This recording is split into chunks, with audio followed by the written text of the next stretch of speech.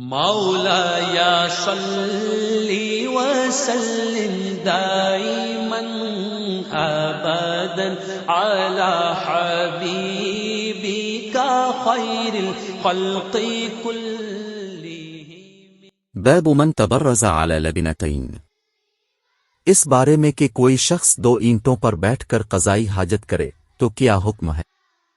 حدثنا عبد الله بن يوسف قال اخبرنا مالك عن يحيى بن سعيد عن محمد بن يحيى بن حبان عن عمه واسع بن حبان عن عبد الله بن عمر انه كان يقول ان ناسا يقولون اذا قعدت على حاجتك فلا تستقبل القبلة ولا بيت المقدس، فقال عبد الله بن عمر لقد ارتقيت يوما على ظهر بيت لنا فرأيت رسول الله صلى الله عليه وسلم على لبنتين مستقبلا بيت المقدس لحاجته، وقال لعلك من الذين يصلون على أوراكهم، فقلت لا أدري والله.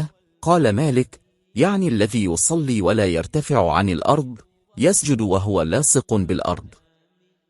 ہم سے عبداللہ بن یوسف نے بیان کیا، انہوں نے کہا کہ ہم کو امام مالک نے بن سعید سے خبر دی، وہ محمد بن حبن سے، وہ اپنے چچا واسع بن حبن سے روایت کرتے ہیں، وہ عبداللہ بن عمر رضی اللہ عنہما سے روایت کرتے ہیں۔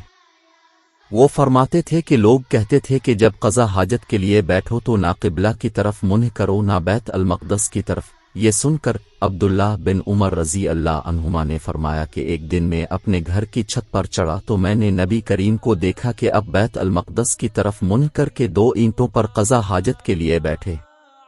پھر عبداللہ بن عمر رضی اللہ عنہما نے واسع سے یہ کہا کہ شاید تم ان لوگوں میں سے ہو جو اپنے چوتڑوں کے بل نماز پڑھتے ہیں۔ تب میں نے کہا اللہ کی قسم میں نہیں جانتا کہ اب کا مطلب کیا ہے۔ کہ امام مالک رحمہ اللہ نے کہا کہ عبداللہ بن عمر رضی اللہ عنہما نے اس سے وہ شخص مراد لیا جو نماز میں زمین سے اونچا نہ رہے، سجدہ میں زمین سے چمٹ جائے۔